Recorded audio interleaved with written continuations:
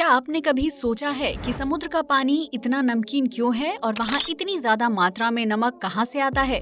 या फिर क्या आपको पता है कि दुनिया में किस जानवर का दूध सबसे ज्यादा महंगा है, जिसका सिर्फ 1 लीटर दूध खरीदने के लिए आपको ढेर सारे रुपए खर्च करने होंगे? क्या आपने कभी ऐसे पौधे को देखा या उसके बारे में सुना है जिसको हाथ लगाते ही उसमें विस्फोट हो जाता है?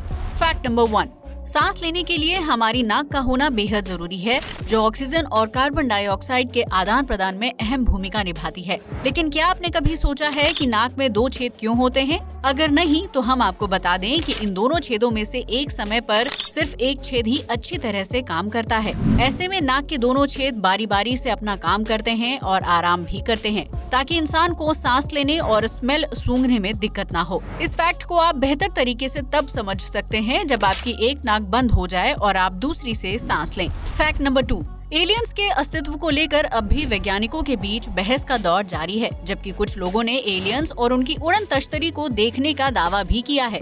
लेकिन क्या आपने उस घटना के बारे में सुना है जिसमें एलियंस के यूएफओ ने एक पूरे के पूरे प्लेन को ही हवा में गायब कर दिया था? दरअसल साल 1978 में ऑस्ट्रेलिया के एक विमान ने हवा में उड़ान भरी थी, लेकिन वो प्लेन जमीन पर लैंड ही नहीं कर पाया। उस प्लेन के पायलट से जब आखिरी बार बात हुई थी तो उसने बताया था कि प्लेन के ऊपर एक अजीबोगरीब चीज उड़ रही है जो यूएफओ की तरह दिखाई देती है। ये मैसेज देने के बाद ही प्लेन हवा में अचानक से गायब हो गया, जिसे रडार की मदद से खोज पाना नामुमकिन था। ऐसे में एयरपोर्ट एजेंसी को लगा कि प्लेन किसी दुर्घटना का शिकार हो गया है, लेकिन दुर्घटना स्थल पर प्लेन को खोजा नहीं जा सका। इस घटना के 3 दिन बाद गायब हुए प्लेन के सिग्नल दोबारा मिल जाते हैं, लेकिन इस बार उसकी लोकेशन धरती के बाहर आउटर स्पेस की दिखाई दे रही थी। ऐसे में धरती से अचानक गायब हुए उस प्लेन को कभी नहीं खोजा जा सका और आउटर स्पेस से मिलने वाले सिग्नल भी कुछ देर के बाद आना बंद हो गए थे। फैक्ट नंबर 3, अगर आप कभी रेगिस्तानी इलाके में घूमने गए हैं तो आपने वहाँ चारों तरफ रेत के बड़े बड़े टीले और दूर दूर तक फैली हुई रेत को जरूर देखा होगा। लेकिन क्या आप जानते हैं कि रेगिस्तान में इतनी ज्यादा रेत कहाँ से आती है,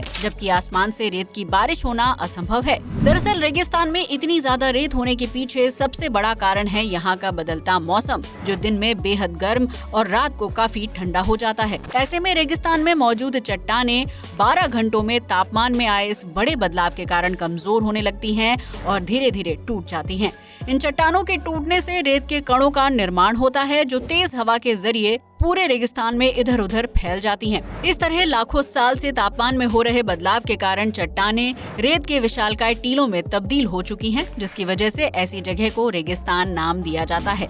फैक्ट नंबर 4, हम सभी ने बचपन में पढ़ा था कि ऊंट लंबे समय तक पानी पिए बिना जीवित रह सकता है, क्योंकि वो अपनी बॉडी में पानी को स्टोर करके रखता है। लेकिन क्या आप ये जानते हैं कि ऊंट एक बार में कितना पानी पीता है? अगर नहीं तो हम आपको बता दें कि ऊंट एक बार में कम से कम 113 लीटर पानी पी सकता है।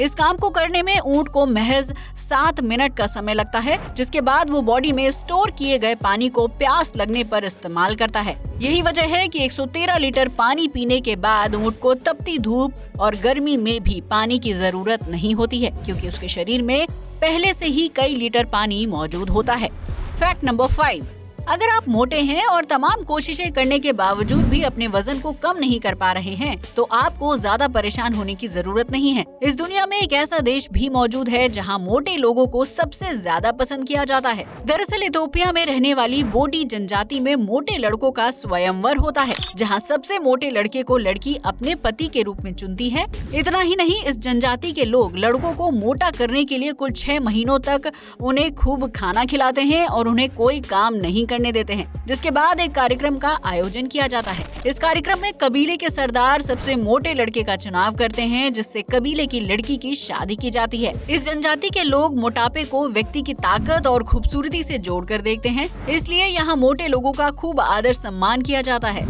ऐसे में अगर आप भी मोटे हैं और शादी करना चाहते हैं तो इथोपिया एक बेहतरीन जगह साबित हो सकती है।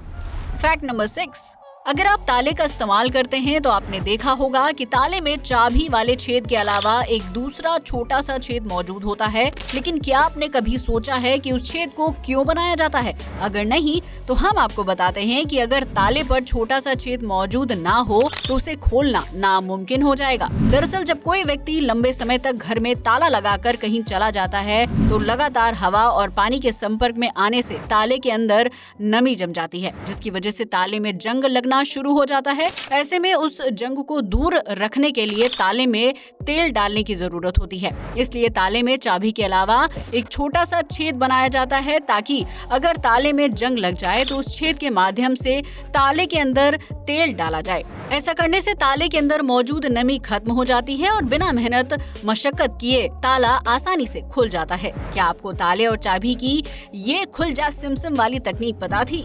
फैक्ट नंबर 7, हर व्यक्ति को अपनी सुबह की नींद से प्यार होता है, जिसे उठकर ऑफिस जाना और रोजमर्रा के काम करना बहुत ही मुश्किल हो जाता है। लेकिन क्या आप जानते हैं कि धरती पर ज्यादातर लोग सुबह उठने के बाद दोबारा सो जाते हैं ताकि वो अपने सपने पूरे कर सकें? जी हाँ, आपने बिल्कुल ठीक सुना। हाल ही में हुई एक रिसर्च से पता चलता है कि सुबह एक बार उठने के बाद 70% लोग दोबारा झपकी लेने बेड पर लेट जाते हैं ताकि वो अपने अधूरे सपने को पूरा कर सके। हालांकि ऐसा जरूरी नहीं है कि एक बार उठने के बाद दोबारा सोने पर आपको वही सपना आए जो आप पहले नींद में देख रहे थे, क्योंकि हमारा दिमाग एक ऐसे सपने को बार बार नहीं देखता है और ना ही इंसान को इस तरह के सपने ज्यादा देर तक याद रहते हैं।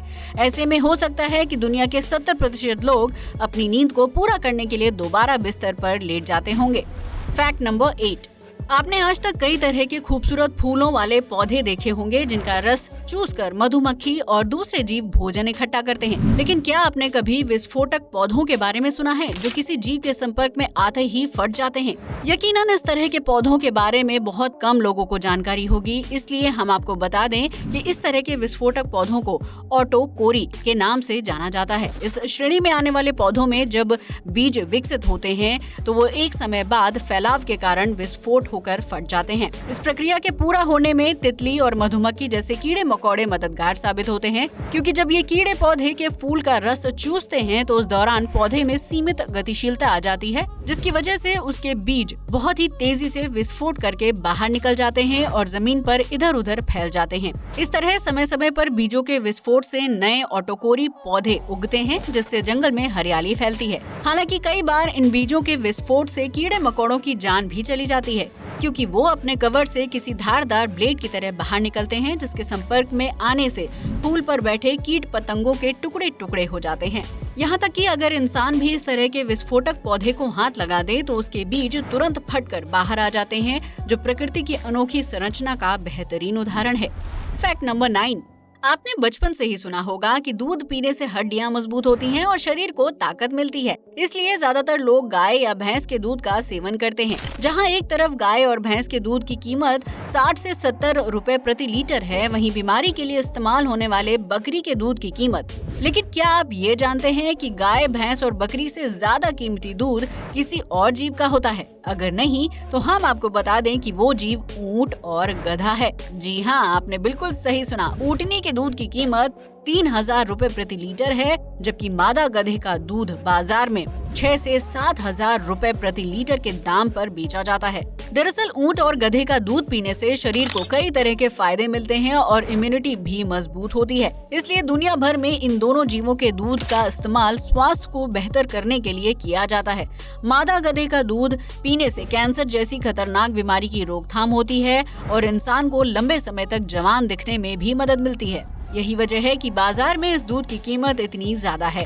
इस फैक्ट को जानने के बाद आप समझ ही गए होंगे कि जिस जीव को सबसे ज्यादा बेवकूफ माना जाता है, उसी का दूध दुनिया में सबसे ज्यादा कीमती और पोषक तत्वों से भरपूर है। फैक्ट नंबर 10, ये तो हम सभी जानते हैं कि समुद्र का पानी बहुत ही खारा है, जिसकी वजह से उसका सेवन नहीं किया जा सकता है। हालांकि इसी समुद्र के पानी से नमक बनाया जाता है, जो हमारे खाने को स्वादिष्ट बनाने का काम करता है। लेकिन क्या आपने कभी सोचा है कि समुद्र में इतनी ज्यादा मात्रा में नमक कहां से आता है और कैसे बनता है? दरअसल समुद्र के अंदर नमक बनने का कारण बहुत ही साइंटिफिक है, जिसे आपको साइंस की मदद से समझना होगा। जब आसमान से बारिश की बूंदें जमीन पर गिरती हैं, तो वो वायुमंडल में कार्बन डाइऑक्साइड के साथ मिलकर एसिडिक हो जाती हैं। इसके बाद जब ये बूंदें मिट्टी और चट्टानों पर पड़ती हैं, तो उनमें मौजूद खनिज तत्वों के साथ रिएक्शन करती हैं। इस तरह बारिश की बूंदें केमिकल रिएक्शन के जरिए नमकीन हो जाती हैं और नदियों के सहारे समुद्र में इकट्ठा हो जाती हैं। समुद्र में सालों साल तक एसिडिक और खनिज तत्वों वाले पानी के गिरने से नमक का निर्माण होने लगता है, जो समुद्र के पानी को भी नमकीन बना देता है। समुद्री पानी में नमक की अत्यधिक मात्रा होने का दूसरा कारण है समुद्री ज्वालामुखी, जिसके विस्फोट से निकलने वाली राख, लावा और खनिज तत्व पानी के साथ रिएक्शन करके उसे नमकीन बना देते हैं। इस तरह समुद्र में 2 तरीकों से नमक का निर्माण होता है, जिसकी वजह से उसका पानी इतना ज्यादा खारा है कि इंसान उसे कुछ देर के लिए मुंह में भर भी नहीं सकता है। तो दोस्तों, ये थे दिमाग को हिला देने वाले कुछ अमेजिंग फैक्ट्स। अगर आपको ये वीडियो पसंद आया हो तो जल्दी से लाइक करें और शेयर करें। जय हिंद।